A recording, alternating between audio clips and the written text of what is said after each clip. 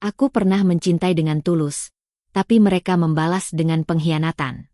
Kini, giliran aku berdiri dan melawan. Selamat datang di Santi Story.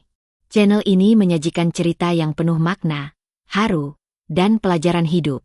Setiap cerita yang kami angkat berasal dari pengalaman nyata, dikemas dalam narasi yang menyentuh hati. Sebelum masuk ke ceritanya, sahabat jangan lupa absen dulu ya. Sahabat dari mana saja? Untuk kamu yang belum subscriber jangan lupa subscriber. Yang sudah subscriber semoga rezekinya mengalir. Yuk kita dengar ceritanya. Pagi itu sinar matahari menembus kaca jendela rumah besar bergaya modern minimalis yang berdiri di sudut kota. Rumah itu bukan sekadar tempat tinggal, melainkan saksi dari perjalanan panjang seorang perempuan bernama Arini. Usianya belum genap 35 tahun, namun namanya sudah dikenal di dunia bisnis. Ia membangun perusahaan distribusi bahan makanan dari nol, dari sekadar kios kecil yang dulu ia rintis dengan penuh perjuangan.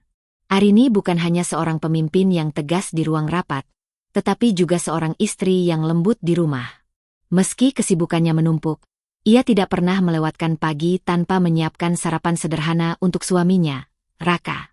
Baginya, cinta tidak hanya ditunjukkan lewat kata-kata manis, tapi juga lewat perhatian kecil yang konsisten. Raka, sosok lelaki berusia 40 tahun, awalnya tampak seperti suami idaman. Ia tenang, penuh kasih, selalu memberi semangat ketika Arini merasa lelah dengan pekerjaannya. Raka sering berkata, "Kalau kamu lelah, aku ada di sini. Kita jalani bersama." Kalimat itu selalu menjadi obat penenang bagi Arini yang seringkali harus menghadapi tekanan bisnis. Hari-hari mereka terlihat begitu harmonis. Saat akhir pekan, mereka menyempatkan diri untuk berjalan-jalan keluar kota, menikmati udara segar, atau sekadar makan malam berdua di restoran favorit mereka. Arini merasa hidupnya sempurna, karir yang mapan, suami yang penuh dukungan, dan keluarga kecil yang tampak harmonis. Di balik meja kerja besar di kantornya, Arini sering tersenyum sendiri. Ia merasa beruntung memiliki Raka. Dalam hatinya, ia yakin keberhasilan yang diraihnya tidak akan terasa berarti tanpa ada seseorang yang setia mendampingi. Ia selalu percaya, Raka bukan hanya pasangan hidup, tapi juga sahabat, pendengar setia, bahkan terkadang menjadi penasihat yang membuatnya semakin yakin melangkah. Namun, ada sesuatu yang tidak pernah disadari oleh Arini. Raka yang terlihat begitu penyayang itu jarang sekali ikut campur dalam urusan perusahaan. Ia selalu berkata bahwa ia tidak ingin mengganggu pekerjaan Arini, lebih baik fokus menjadi penyeimbang di rumah tangga. Arini menerimanya dengan lapang dada. Ia berpikir, mungkin memang begitulah cara suaminya mencintai, dengan menjadi tempat pulang yang tenang setelah hari-hari yang melelahkan. Malam-malam mereka sering dihabiskan dengan percakapan sederhana di ruang keluarga. Arini bercerita tentang perkembangan bisnis, tentang strategi baru, bahkan tentang keluhan kecilnya pada karyawan yang tidak disiplin. Raka mendengarkan dengan sabar, terkadang menyelipkan candaan agar suasana tidak terlalu tegang. Kehangatan itu membuat Arini semakin yakin bahwa ia telah memilih orang yang tepat untuk menjadi suaminya. Namun, sesungguhnya, di balik semua kehangatan itu, ada hal-hal kecil yang sesekali muncul dan sempat menimbulkan tanda tanya. Seperti kebiasaan Raka yang tiba-tiba mematikan ponselnya saat malam tertentu, atau alasan-alasan kecil yang terkadang terasa dibuat-buat. Tapi Arini selalu menepis rasa curiga itu dengan keyakinan bahwa tidak mungkin suaminya menyembunyikan sesuatu. Bukankah selama ini Raka begitu penyayang? Bukankah ia selalu ada saat Arini butuh sandaran? Arini tidak tahu, apa yang ia anggap sebagai kebahagiaan sejati hanyalah sebuah permukaan yang tenang. Bagai danau yang tampak bening, padahal di dasar airnya ada arus yang berputar pelan, menunggu saat yang tepat untuk menghanyutkan segalanya. Hari itu, sambil menatap wajah Raka yang tertidur pulas di sampingnya, Arini berbisik lirih, "Aku beruntung memilikimu." Senyum tipis mengembang di bibirnya. Ia tidak pernah menyangka bahwa senyum itulah awal dari sebuah perjalanan panjang yang akan menguji bukan hanya cintanya, tapi juga harga dirinya sebagai seorang istri dan wanita. Hari itu, rumah besar Arini dan Raka kedatangan tamu. Seorang perempuan parubaya yang berwajah keras, mengenakan kebaya mahal dan perhiasan mencolok. Dialah Ibu Ratna, mertua Arini. Kehadirannya selalu membawa suasana yang berbeda, bukan hangat, melainkan tegang dan penuh penghakiman. Sejak awal pernikahan, Arini berusaha menghormati mertuanya. Ia tahu, sebagai menantu, sudah sepatutnya ia berusaha menjalin hubungan baik. Ia kerap menundukkan ego, menyiapkan hidangan, bahkan menyisihkan waktu dari kesibukannya agar bisa menemani mertua saat berkunjung. Namun, sebesar apapun usaha Arini, seolah tidak pernah cukup di mata Ibu Ratna. Rumah ini besar sekali. Ya, untung ada Raka yang pintar mengatur, ucap Ibu Ratna sambil melirik ke sekeliling ruang tamu yang ditata rapi. Kalimat itu terdengar biasa, tapi bagi Arini yang tahu betul siapa yang membeli rumah itu, hatinya terasa tergores. Rumah ini adalah hasil kerja kerasnya, hasil puluhan malam tanpa tidur, bukan jerih payah suaminya. Arini hanya tersenyum tipis, menahan diri agar tidak menanggapi. Ia tidak ingin ada keributan. Tapi Ibu Ratna terus saja bicara, seakan-akan semua kesuksesan yang mereka capai adalah berkat anak lelakinya. Kamu ini beruntung sekali, Rin, dapat suami seperti Raka. Kalau bukan karena dia, mana mungkin kamu bisa seperti sekarang. Semua orang tahu Raka itu cerdas, pekerja keras. Kamu cukup urus rumah saja. Tidak perlu terlalu sibuk di luar. Perempuan itu sebaiknya mendampingi suami, bukan sibuk mencari uang sendiri, katanya sambil meneguk teh hangat yang sudah Arini hidangkan. Ucapan itu membuat dada Arini sesak. Ingin rasanya ia menjelaskan, ingin rasanya ia berkata bahwa semua ini berdiri karena tangannya sendiri, bukan tangan Raka. Tapi ia menahan diri. Ia tahu, melawan akan dianggap tidak sopan. Ia hanya menatap Raka, berharap suaminya bisa meluruskan ucapan ibunya. Namun yang Arini dapat justru berbeda. Raka tersenyum malu-malu, tapi tidak sedikit pun berusaha meluruskan pandangan sang ibu. Bahkan kadang ia membiarkan ibunya terus membanggakan dirinya tanpa memperhitungkan perasaan Arini. Hari-hari berikutnya, setiap kali Ibu Ratna datang, selalu saja ada ucapan-ucapan yang meremehkan. Mulai dari cara Arini berpakaian, masakan yang ia sajikan, bahkan cara ia berbicara. Kalau masak, jangan kebanyakan bumbu, Rin. Laki-laki suka yang sederhana saja. Raka itu suka masakan ibunya, bukan yang macam-macam begini. Kalimat itu menusuk dalam hati Arini. Ia berusaha keras menjadi istri yang baik, tapi selalu saja salah di mata mertua. Lebih menyakitkan lagi, setiap kali ada pencapaian baru dalam bisnis, mertua tidak pernah memberi apresiasi. Justru yang dipuji adalah Raka. Pantas saja perusahaannya maju, ada Raka yang mendukung. Kalau Raka tidak ada, mana bisa semua berjalan lancar? Arini sering menangis diam-diam di kamarnya setelah mertua pulang. Ia tidak mengerti, mengapa wanita yang seharusnya menjadi ibu baginya justru selalu membuatnya merasa kecil dan tak berarti. Padahal ia tidak pernah berniat merebut kasih sayang Raka dari ibunya. Lama-lama, benih ketidakadilan itu mulai tumbuh di hatinya. Ia mencintai Raka, tapi rasa kecewa semakin sulit ia sembunyikan. Apalagi ketika Raka lebih memilih diam setiap kali ibunya meremehkan Arini. Diam itu terasa seperti pengkhianatan. Arini mulai bertanya dalam hati, apakah cinta yang ia perjuangkan ini cukup kuat untuk bertahan menghadapi mertua yang tak pernah puas? Atau justru perlahan akan retak karena luka-luka kecil yang dibiarkan menumpuk? Hari itu, saat menutup pintu setelah kepergian Ibu Ratna, Arini berdiri lama di depan pintu. Tangannya masih bergetar. Matanya berkaca-kaca. Sampai kapan aku harus terus begini? Batinnya lirih. Ia tidak tahu bahwa pertanyaan itu hanyalah awal dari badai besar yang akan menghantam rumah tangganya. Hujan rintik-rintik turun malam itu ketika jarum jam dinding hampir menunjuk angka 11. Ruang tamu yang biasanya hangat kini terasa dingin. Arini duduk di sofa, menatap layar ponselnya yang gelap. Sudah berkali-kali ia mencoba menghubungi Raka.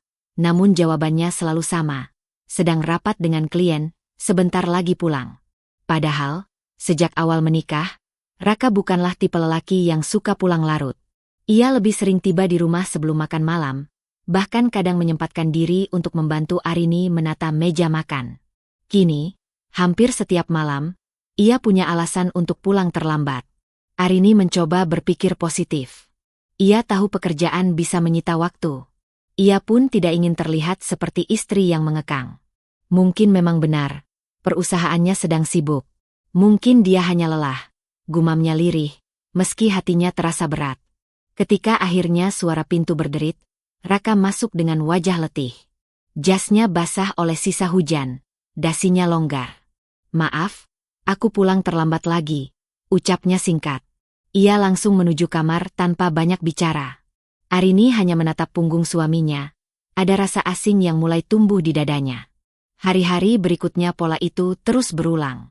Pulang larut, ponsel sering mati, dan alasan pekerjaan yang seakan tak ada habisnya.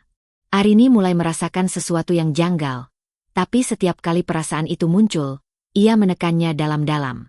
Ia tidak ingin menuduh tanpa bukti. Ia memilih percaya. Namun, luka itu bertambah setiap kali ia mendengar ucapan mertuanya. Ibu Ratna kini semakin sering berkunjung, seakan sengaja mengisi kekosongan saat Raka tidak ada di rumah. "Rin, kamu jangan terlalu sibuk dengan perusahaanmu itu. Raka kan butuh istri yang selalu ada di rumah. Lihat sekarang, dia sampai sering pulang malam. Pasti capek kerja, tapi kamu malah sibuk sendiri." Ucapan itu menusuk lebih dalam. Arini tahu betul bahwa justru perusahaan dialah yang menopang rumah tangga mereka. Tetapi di mata mertuanya, seolah-olah ia hanya wanita yang melupakan kewajiban.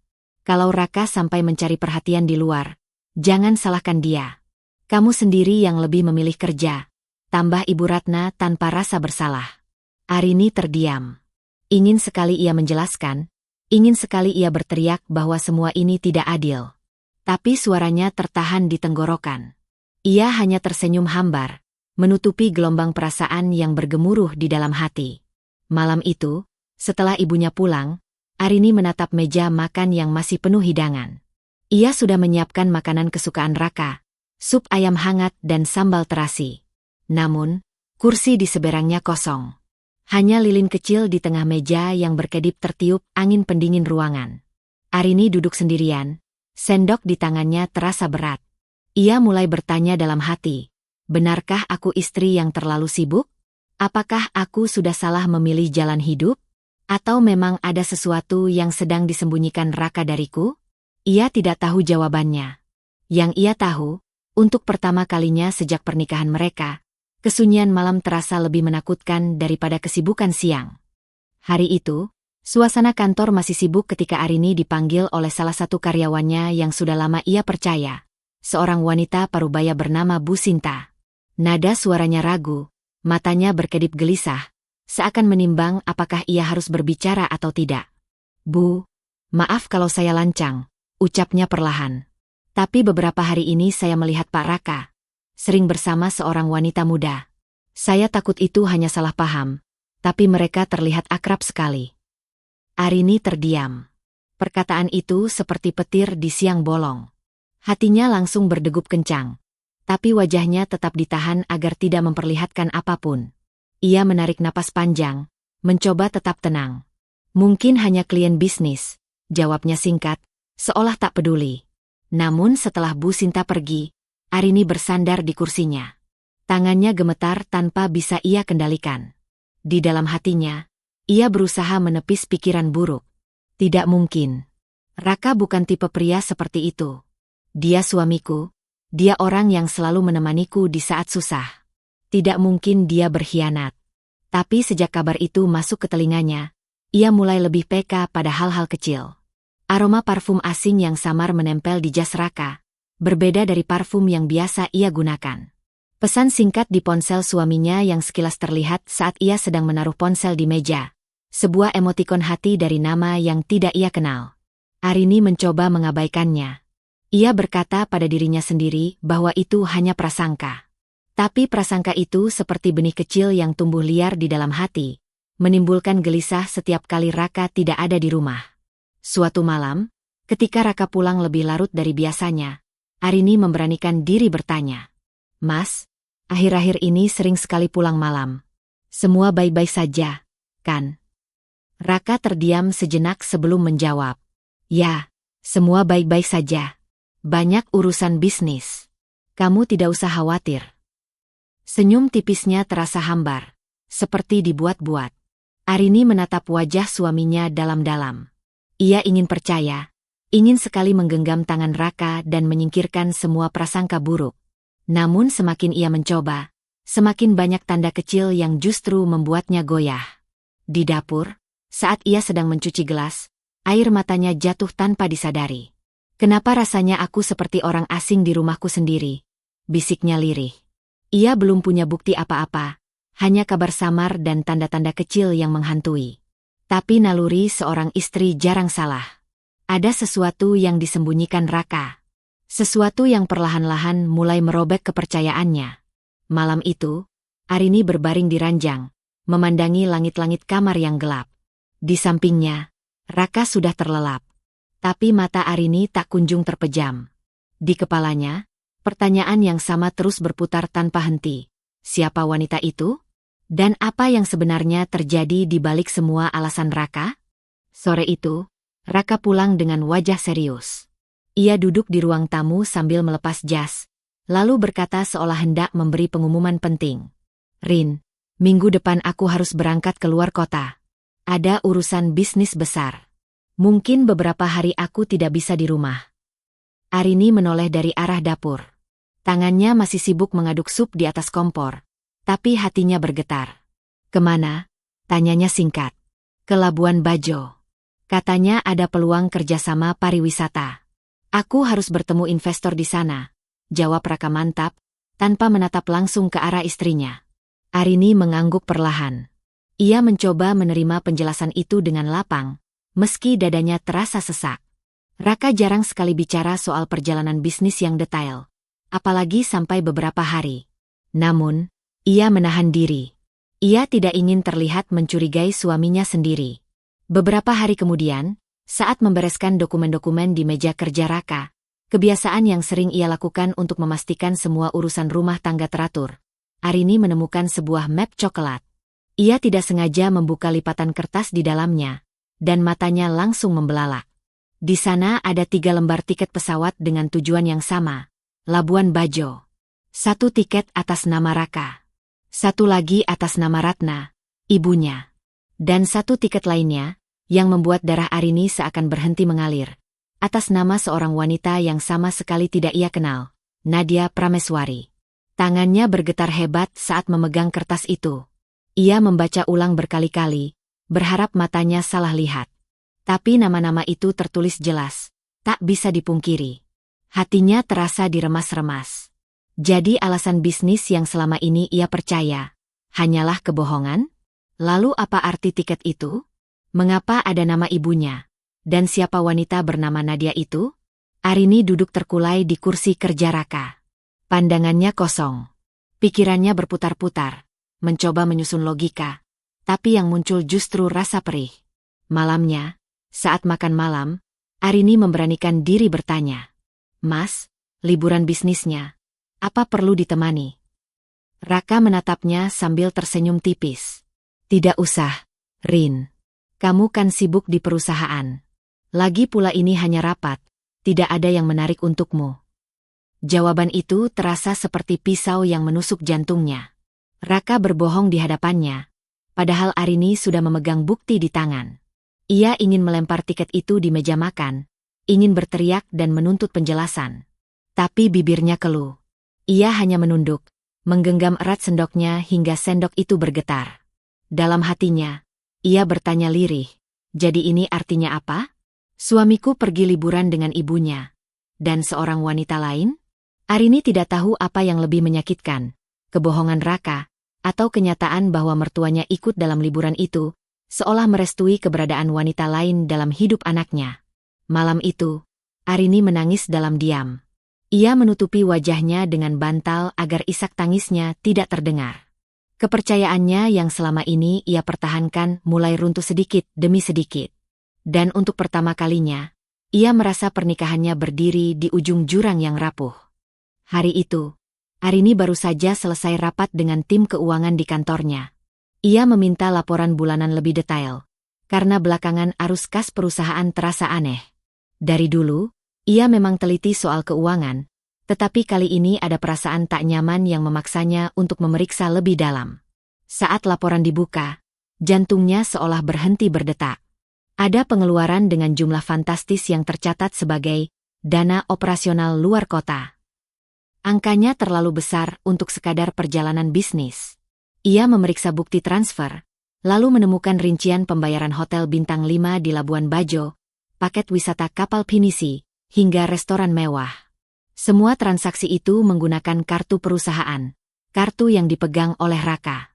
Tangannya dingin, tubuhnya gemetar. Semua kepingan puzzle yang berserakan di kepalanya mulai menyatu.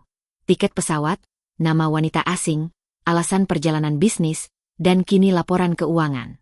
Semuanya mengarah pada satu kebenaran yang kejam. Raka menggunakan uang perusahaan, uang hasil keringatnya, untuk bersenang-senang dengan wanita lain. Arini menutup laporan itu dengan mata berkaca-kaca. Rasanya napasnya tercekat. Ya Tuhan, apa salahku sampai aku harus diperlakukan begini? Di ruang kerjanya yang luas, Arini menatap foto pernikahannya bersama Raka yang terpajang di dinding. Mereka tersenyum bahagia di sana, seolah-olah janji setia itu tak akan pernah pudar. Kini, foto itu terasa seperti ejekan yang menertawakan kebodohannya. Yang lebih menyakitkan lagi, Arini melihat foto-foto liburan itu tersebar di media sosial. Ada foto Raka berdiri di atas kapal, wajahnya penuh senyum. Di sampingnya, Nadia, wanita muda dengan gaun putih, tampak bahagia. Dan di sudut lain foto, tampak jelas sosok Ibu Ratna, mertuanya, ikut tersenyum, seakan merestui semuanya. Arini menutup mulutnya dengan tangan, tubuhnya bergetar hebat.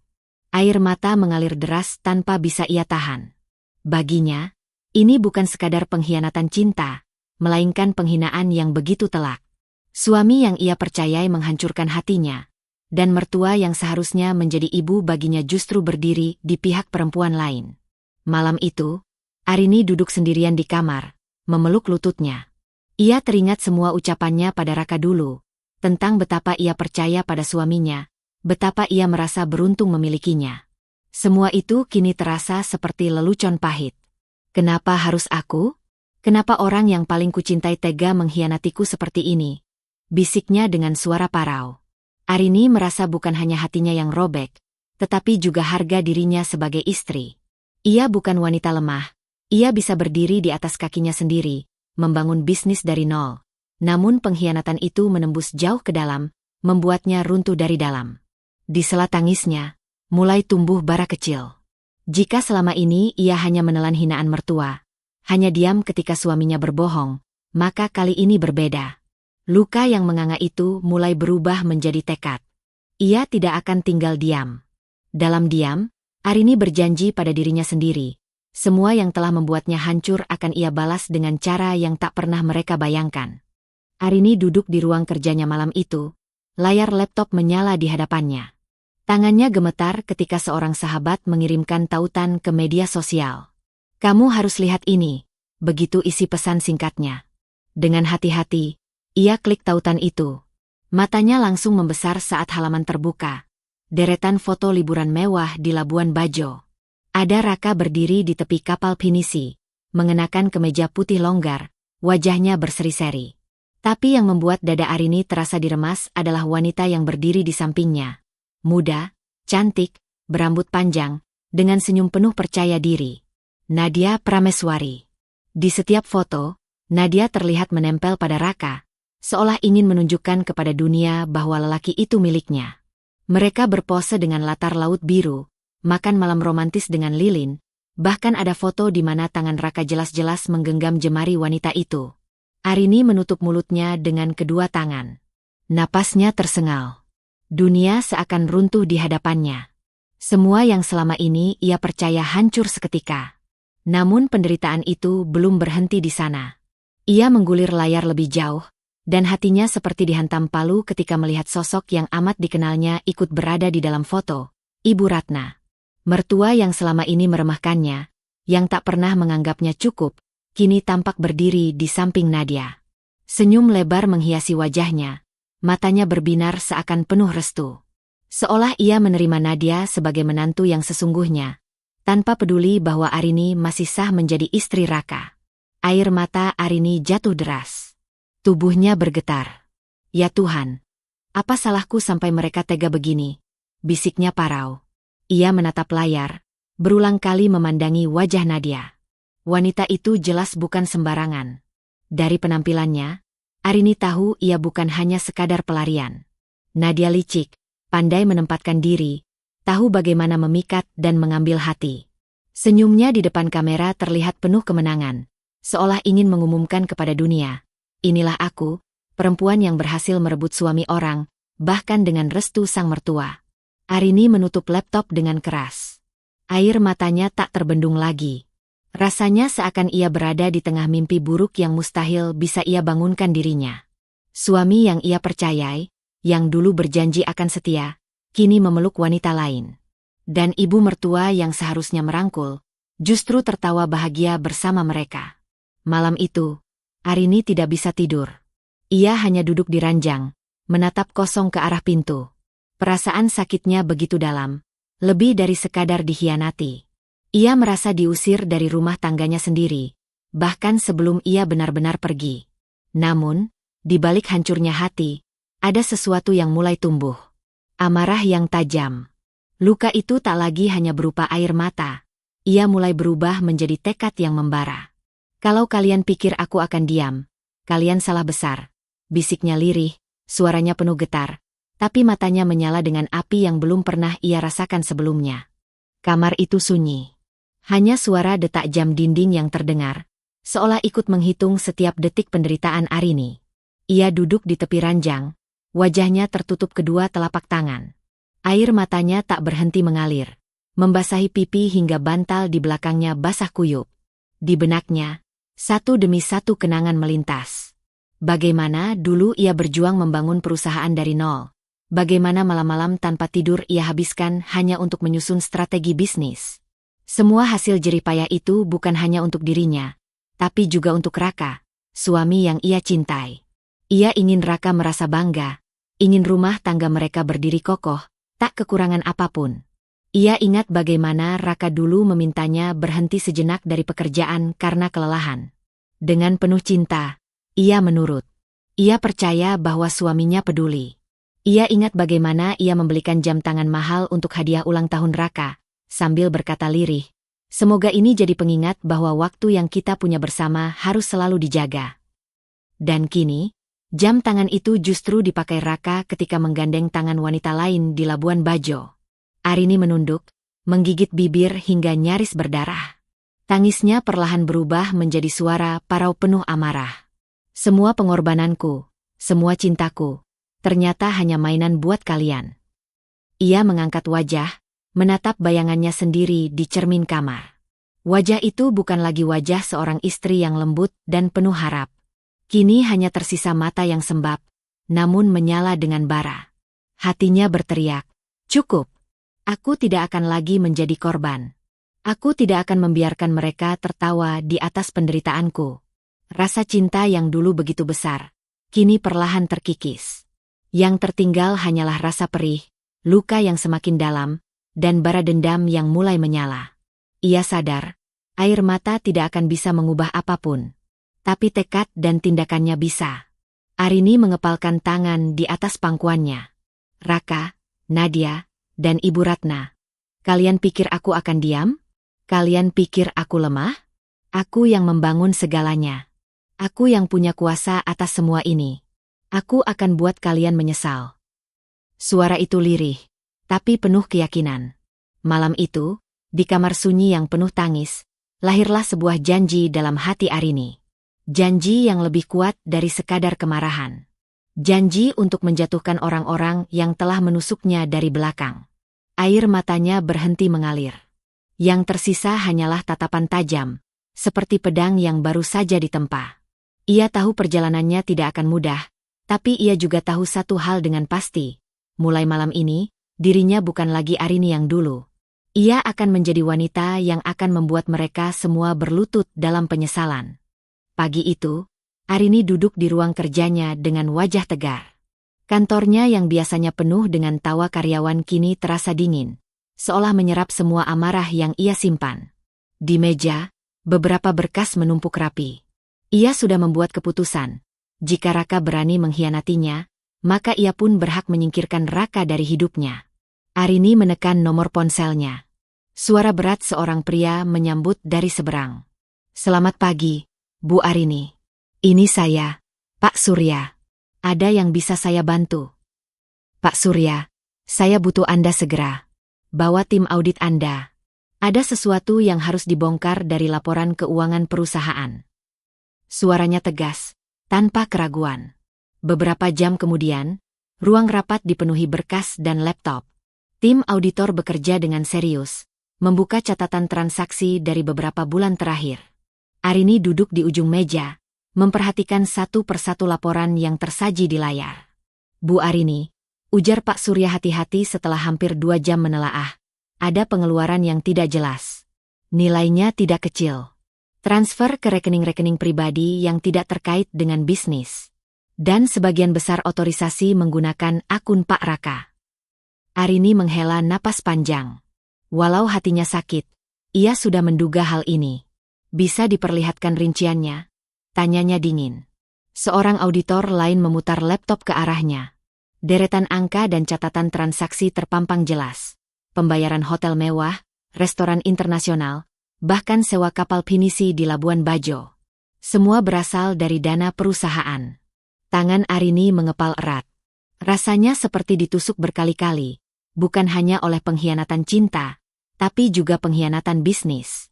Selama ini ia percaya pada Raka, bahkan memberi wewenang agar suaminya ikut mengelola keuangan perusahaan. Dan ternyata, uang yang ia kumpulkan dengan kerja keras habis untuk membiayai kesenangan suami bersama pelakor dan mertua. Pak Surya menatapnya cemas. Bu, ini jelas penggelapan dana. Bukti-bukti ini sangat kuat. Kalau ibu ingin melangkah ke jalur hukum, kita sudah punya pijakan. Arini menutup matanya sejenak. Perih terasa menyayat, tapi di balik itu, ada rasa puas kecil. Akhirnya ia punya bukti nyata. Kumpulkan semuanya. Jangan ada satupun yang tertinggal. Saya ingin dokumen ini rapi. Saya ingin dia tidak bisa lari. Baik, Bu. Setelah tim audit meninggalkan ruangan, Arini duduk sendirian. Ia menatap tumpukan bukti di meja. Laporan keuangan, salinan rekening, hingga bukti transfer. Semua jelas, semua telanjang. Air matanya jatuh lagi, tapi kali ini bukan tangis kelemahan. Ini tangis kemarahan yang menemukan arah. Ia tahu langkah berikutnya, menghubungi pengacaranya. Ia mengetik pesan singkat.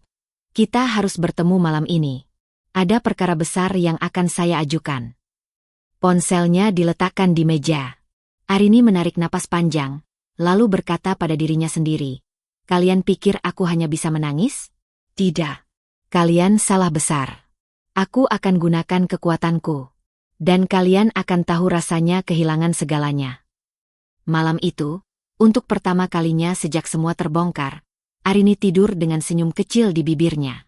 Bukan karena bahagia, tapi karena ia akhirnya punya senjata. Arini duduk terpaku di kursi ruang rapat dengan map tebal di tangannya. Pak Surya, auditor kepercayaannya, baru saja meninggalkan ruangan setelah memberikan hasil akhir investigasi. Ruangan itu kini senyap. Hanya suara detak jarum jam yang terasa begitu menusuk telinga. Dengan tangan gemetar, ia membuka lembar demi lembar laporan. Angka-angka di sana seperti cambuk yang menghantam wajahnya berkali-kali. Jumlah uang yang digelapkan Raka bukan hanya puluhan juta, melainkan miliaran rupiah. Dana perusahaan yang ia kumpulkan dengan keringat, lembur tanpa henti, bahkan mengorbankan waktu tidurnya, lenyap begitu saja. Air matanya menetes saat membaca detail transaksi. Sewa kapal pinisi mewah di Labuan Bajo. Reservasi hotel bintang 5 dengan suite pribadi. Makan malam di restoran internasional dengan harga fantastis. Transfer ke toko perhiasan. Dengan catatan, cincin berlian. Pembelian tas dari butik luar negeri. Jelas-jelas bukan untuknya. Arini menutup mulutnya, berusaha menahan isak. Tubuhnya bergetar hebat. Ya Tuhan, bisiknya lirih. Ini bukan sekadar perselingkuhan. Ini perampokan. Dari tanganku sendiri. Bayangan masa lalu kembali menghantam benaknya. Malam-malam saat ia rela begadang menyelesaikan laporan, sementara Raka tertidur pulas di ranjang.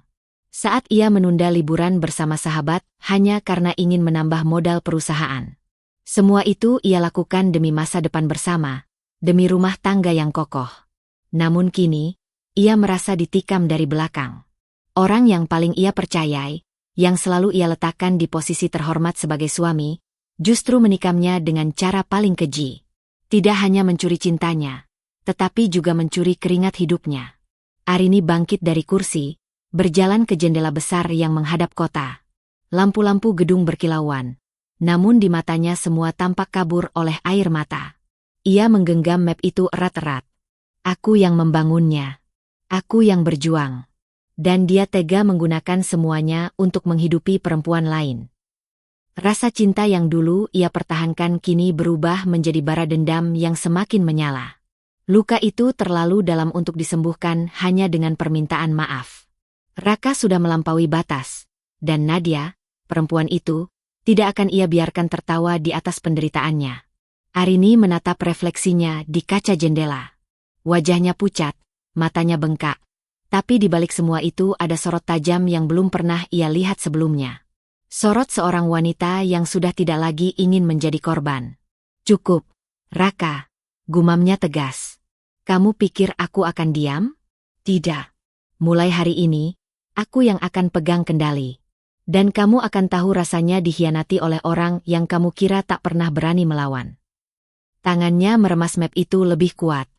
Fakta mengerikan yang ia genggam bukan lagi sekadar bukti. Itu adalah senjata, dan ia sudah siap menggunakannya. Suara mesin mobil terdengar berhenti di halaman rumah besar itu. Arini yang duduk di ruang tamu sudah menduganya.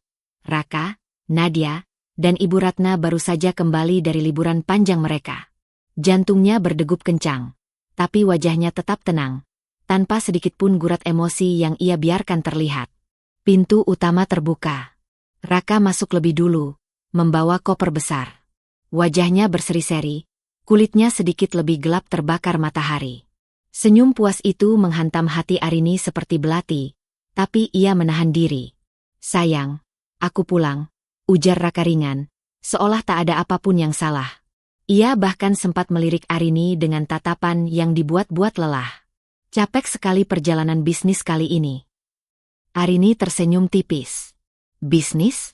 Kata itu melintas di kepalanya. Begitu getir hingga hampir membuatnya ingin tertawa terbahak. Tapi ia hanya menunduk sedikit, membiarkan suaminya percaya bahwa ia masih bodoh dan buta. Tak lama, terdengar suara tawa renyah Nadia dari belakang. Ia melangkah masuk dengan gaun santai, menggandeng lengan Ibu Ratna seolah mereka adalah pasangan ibu dan anak kandung.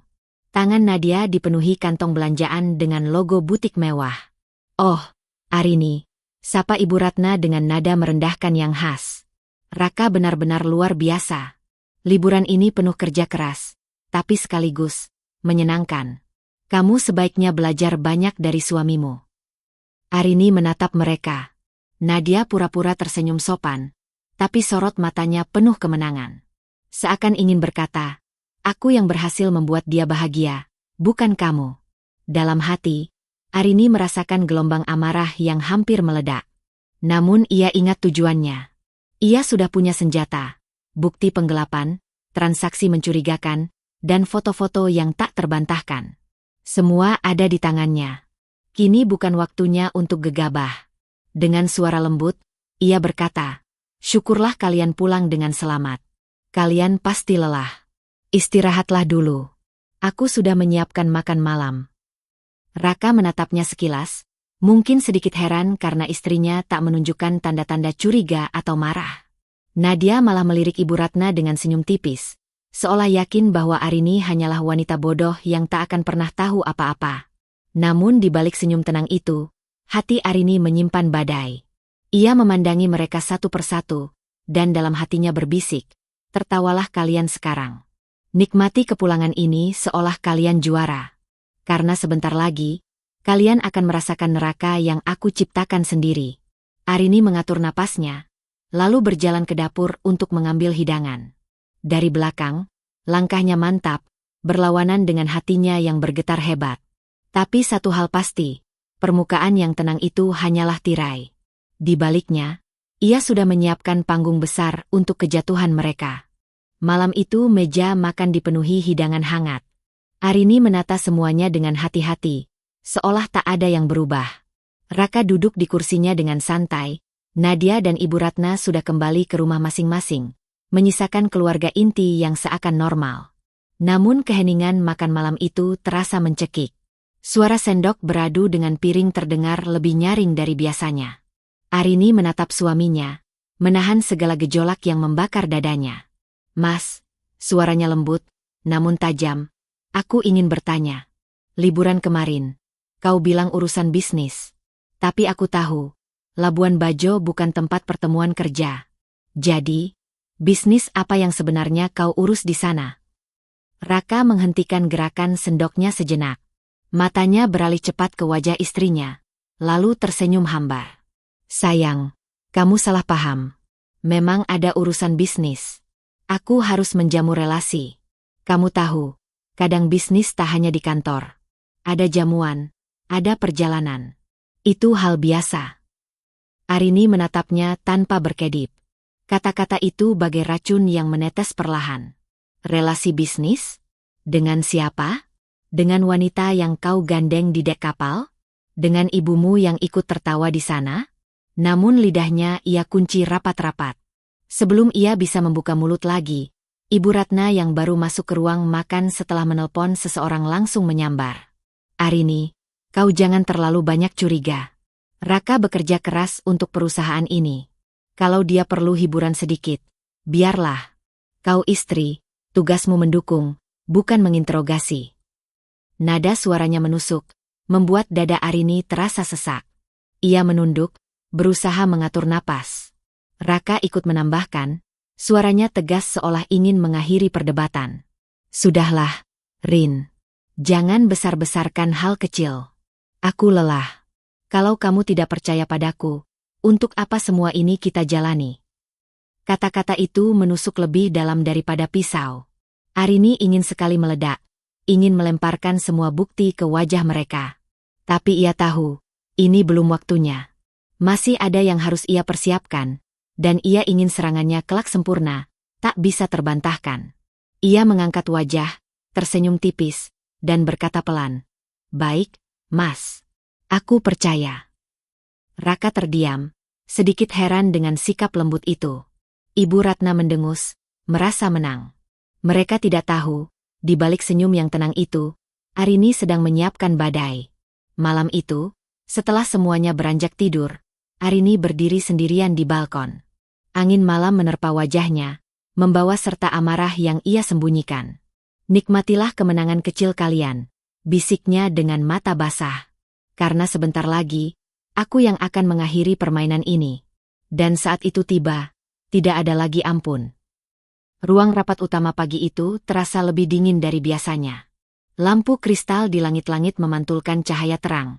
Namun suasana di dalam ruangan begitu tegang. Seluruh jajaran direksi sudah duduk rapi, menunggu agenda penting yang hanya diumumkan secara singkat oleh sekretaris. Keputusan mendesak terkait struktur kepemimpinan perusahaan. Arini masuk dengan langkah mantap. Penampilannya sederhana, tapi aura tegas memancar dari setiap gerakannya. Di tangannya ada map coklat tebal, dokumen hasil audit yang sudah disiapkan dengan rapi. Raka duduk di ujung meja, menatap istrinya dengan wajah penuh percaya diri, seolah ia yakin tak ada yang bisa menggoyahkan posisinya. "Terima kasih semuanya sudah hadir." Suara Arini terdengar jelas, meski hatinya berdebar kencang. "Hari ini, saya selaku CEO sekaligus pemilik saham mayoritas, akan menyampaikan keputusan yang berat tapi harus dilakukan demi kelangsungan perusahaan." Ruangan hening. Arini menatap Raka lurus-lurus sebelum membuka map di tangannya. Selama beberapa bulan terakhir, terjadi penyalahgunaan dana perusahaan dalam jumlah besar. Dana itu tidak digunakan untuk operasional, melainkan untuk kepentingan pribadi. "Saya sudah mengantongi bukti lengkap, transfer ke hotel, restoran, butik, bahkan sewa kapal mewah. Semua atas nama dan otorisasi saudara Raka, yang menjabat sebagai direktur operasional." Wajah Raka seketika pucat. Ia berdiri tergesa. Suaranya meninggi. "Apa maksudmu, Arini? Kamu menuduhku? Kamu gila." Arini tetap tenang, menyerahkan berkas ke meja rapat. Silakan semua lihat. Ini hasil audit independen. Tanda tangan dan akses akun semua jelas. Saya tidak menuduh tanpa dasar. Direksi mulai berbisik-bisik, beberapa wajah berubah cemas, sebagian lain tampak kecewa. Semua mata kini tertuju pada Raka. Dengan bukti ini, lanjut Arini, suaranya tajam, saya resmi mencabut jabatan saudara Raka dari posisinya sebagai direktur operasional, efektif mulai hari ini. Gedebuk. Tangan Raka menghantam meja. Kamu berani sekali mempermalukan aku di depan semua orang? Aku suamimu, Arini. Tanpa aku, kamu bukan siapa-siapa.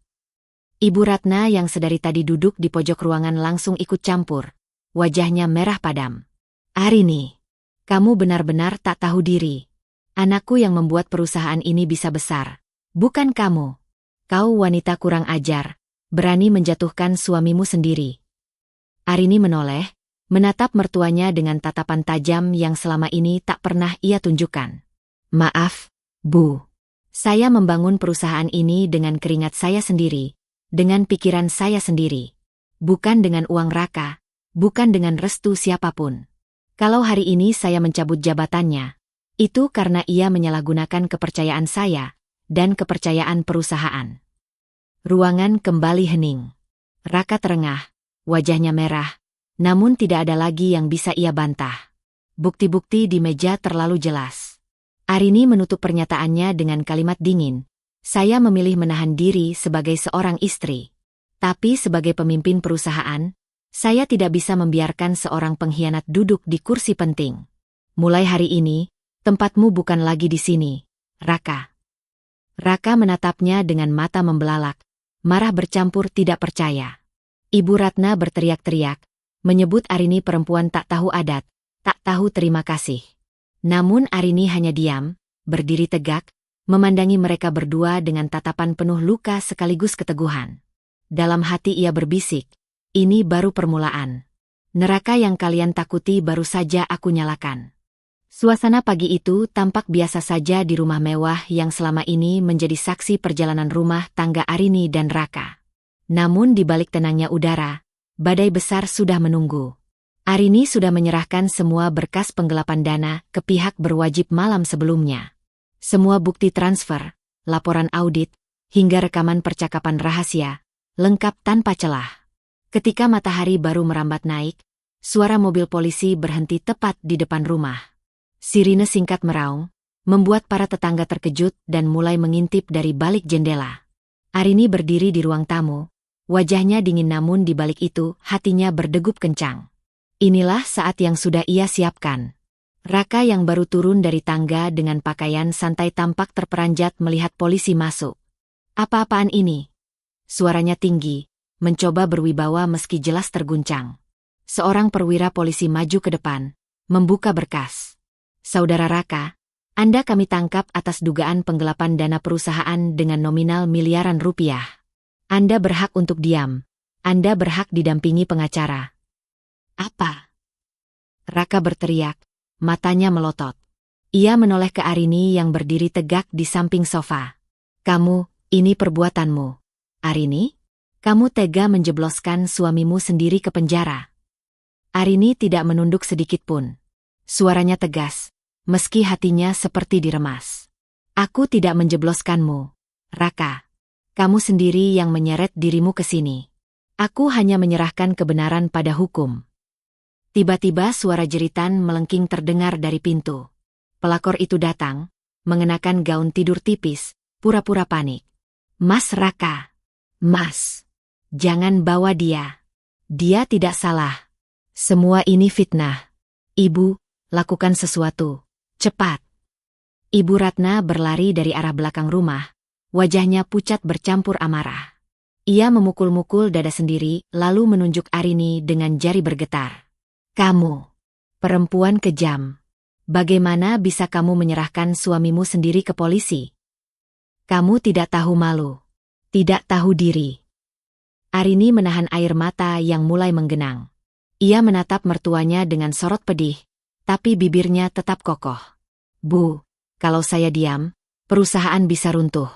Ribuan karyawan bisa kehilangan pekerjaan. Anak-anak mereka bisa kelaparan. Haruskah saya biarkan itu hanya demi menutup aib seorang suami yang berkhianat? Pelakor pura-pura menangis terseduh, merangkul Raka seolah benar-benar mencintainya. Aku percaya kamu, Mas. Aku percaya kamu gak salah. Ini semua kerjaan istrimu yang iri sama kita. Polisi mulai memasang borgol di tangan Raka. Saat besi dingin melingkar di pergelangan tangannya, suara Raka pecah, campuran marah dan hina. Aku akan keluar dari sini. Arini, kau dengar? Aku akan keluar, dan saat itu tiba, kau akan menyesal sudah menantangku. Arini hanya terdiam. Hatinya hancur, tapi wajahnya tetap tegak. Ia tahu di luar sana, tetangga dan karyawan yang melihat akan mulai membicarakan kejadian ini. Namun ia sudah siap menanggung semuanya. Ibu Ratna jatuh terduduk, menangis histeris sambil terus menyumpahi menantunya. Pelakor masih pura-pura meratap, padahal di balik matanya ada ketakutan bahwa sumber kemewahan hidupnya sebentar lagi lenyap. Arini berdiri kaku, memandang punggung Raka yang digiring keluar. Inilah harga sebuah pengkhianatan, batinnya. Namun jauh di lubuk hati, ia tahu perjalanan balas dendam dan luka ini belum selesai. Karena di balik jeruji besi, Raka bukanlah orang yang mudah menyerah. Dan pelakor serta mertua, mereka pun tidak akan tinggal diam. Jeruji besi kini menjadi pemandangan baru bagi Raka. Dari lelaki yang terbiasa tidur di ranjang empuk dengan pendingin ruangan, kini ia harus merebahkan tubuhnya di lantai dingin beralas tikar tipis. Bau pengap bercampur keringat para tahanan lain membuatnya muak. Suara gaduh, caci maki, dan tawa kasar menjadi musik pengiring hari-harinya. Setiap kali pintu besi berderit ditutup, dada Raka serasa diremuk. Ia benar-benar telah jatuh. Di luar sana, Ibu Ratna berlari ke sana kemari, mencoba segala cara untuk membebaskan anak kesayangannya.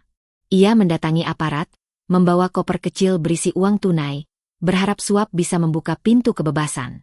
Pak, tolonglah anak saya. Dia orang baik, hanya dijebak istrinya. Saya akan bayar berapapun jumlahnya.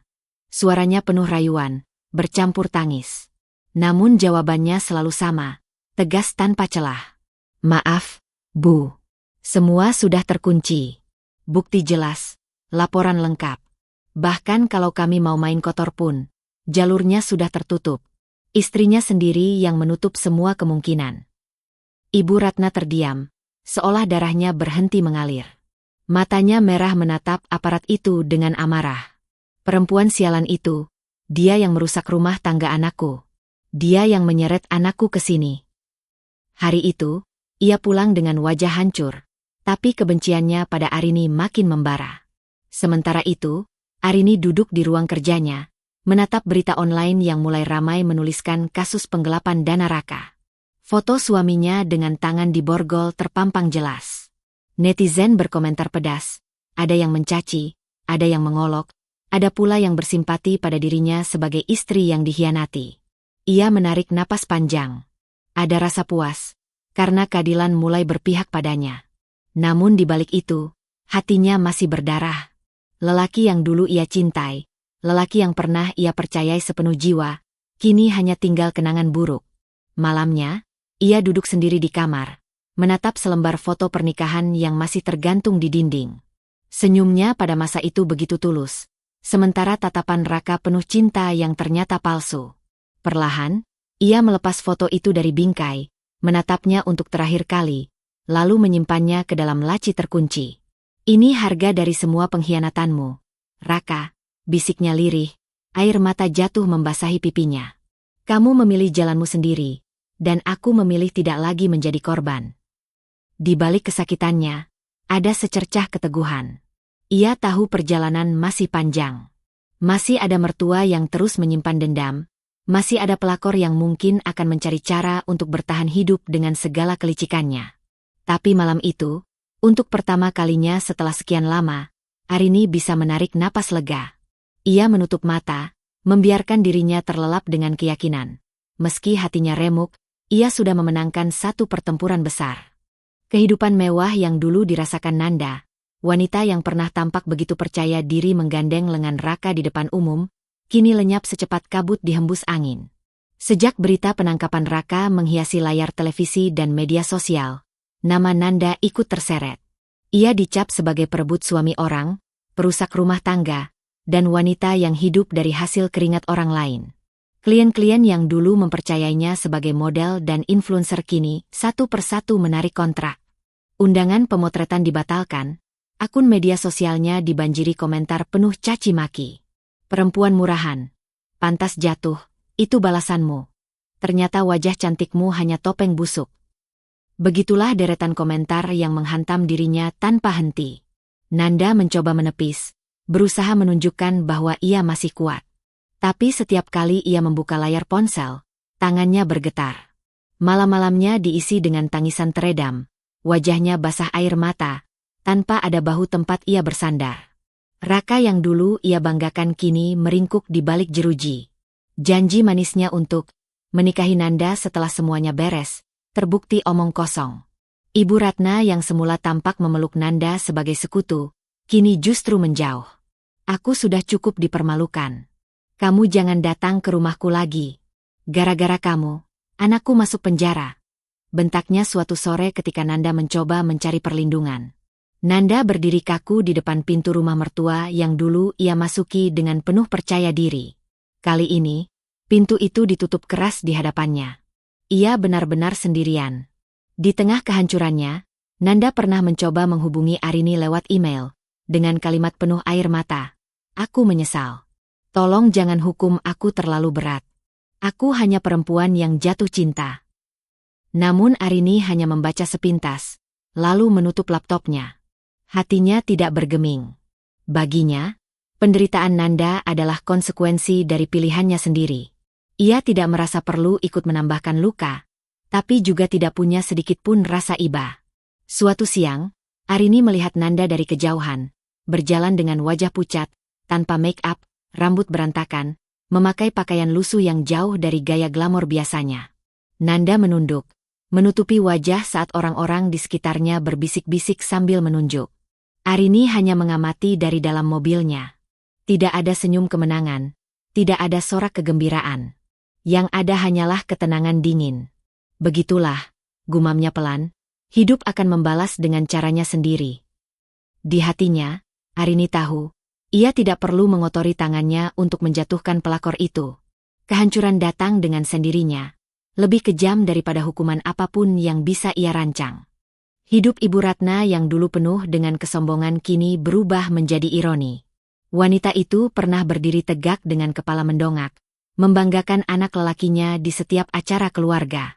Ia kerap meremehkan Arini, menertawakan latar belakang menantunya, dan merasa statusnya lebih tinggi karena memiliki anak sukses. Namun kini, semua topeng itu runtuh. Sejak Raka dijebloskan ke penjara, semua biaya hukum dan pengacara harus ia tanggung. Tabungan yang selama ini disimpan untuk menikmati masa tua ludes untuk membayar sidang demi sidang, berharap ada jalan keluar bagi putranya. Perhiasan emas yang dulu dengan angkuh ia pamerkan di hadapan tetangga satu persatu dijual. Bahkan rumah besar tempat ia biasa menerima tamu kini dijaminkan ke bank. Tak hanya itu, reputasinya di lingkungan sekitar juga hancur. Tetangga yang dulu sering ia hina karena hidup sederhana kini berbalik menjauh. Ada pula yang membisikkan cibiran setiap kali ia lewat. Itu ibunya penggelap dana, dulu belagu, sekarang tinggal menunggu dijual rumahnya. Begitu komentar yang kerap ia dengar. Puncaknya, teman-teman arisannya memutuskan hubungan. Grup WhatsApp yang dulu riuh dengan obrolan kini mendadak sepi untuknya. Tidak ada lagi undangan arisan, tidak ada lagi ajakan makan siang. Semua berpura-pura sibuk, padahal mereka hanya tidak ingin dikaitkan dengan skandal besar keluarga Ratna. Ibu Ratna menangis di dalam rumah yang semakin kosong, hanya ditemani suara detik jam dinding. Ia pernah merasa dunia ada di tangannya, tapi kini ia justru terhempas sendirian. Arini mendengar kabar ini dari beberapa kenalan lama yang sempat bertemu Ibu Ratna di pasar. Alih-alih merasa kasihan, hatinya justru merasakan keadilan yang mulai menampakkan wajahnya. Semua hinaan, semua meremehkan, semua kata-kata tajam yang pernah ia telan kini terbalas tanpa harus ia lakukan apapun. Sore itu, Arini berdiri di jendela kantornya, memandang matahari yang perlahan turun ke ufuk. Wajahnya teduh, meski masih ada luka yang belum sembuh sepenuhnya. Keadilan memang tidak datang secepat yang kita mau, gumamnya lirih, tapi pada akhirnya, ia selalu menemukan jalannya. Ia tahu, perjalanan belum selesai. Masih ada sidang, masih ada luka batin yang harus ia rawat. Tapi untuk pertama kalinya dalam waktu lama, Arini merasakan dunia perlahan kembali berpihak padanya. Hari itu ruang sidang penuh sesak. Kursi-kursi terisi oleh wartawan, kerabat, bahkan orang-orang yang hanya ingin melihat langsung kasus besar yang ramai diperbincangkan. Kamera televisi sudah berjajar di luar gedung, menunggu momen paling ditunggu.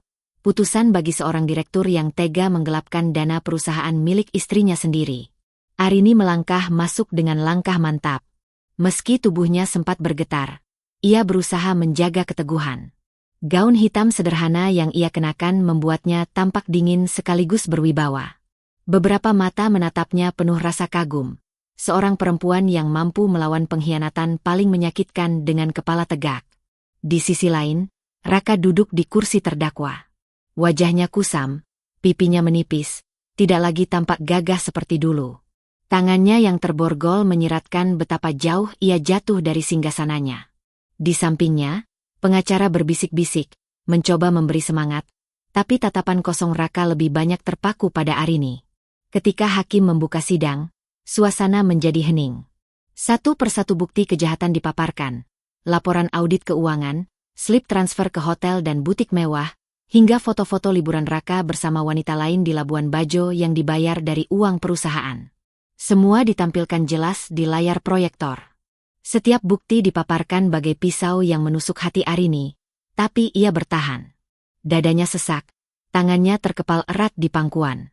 Namun sorot matanya tetap lurus, tak sedikit pun ia biarkan air matanya jatuh. Giliran Arini dipanggil ke kursi saksi. Ia berdiri, melangkah maju dengan tenang. Suaranya bergetar di awal, tapi perlahan menjadi tegas. Saya menyerahkan seluruh kepercayaan saya pada suami. Saya beri dia kebebasan mengelola perusahaan. Saya percaya penuh.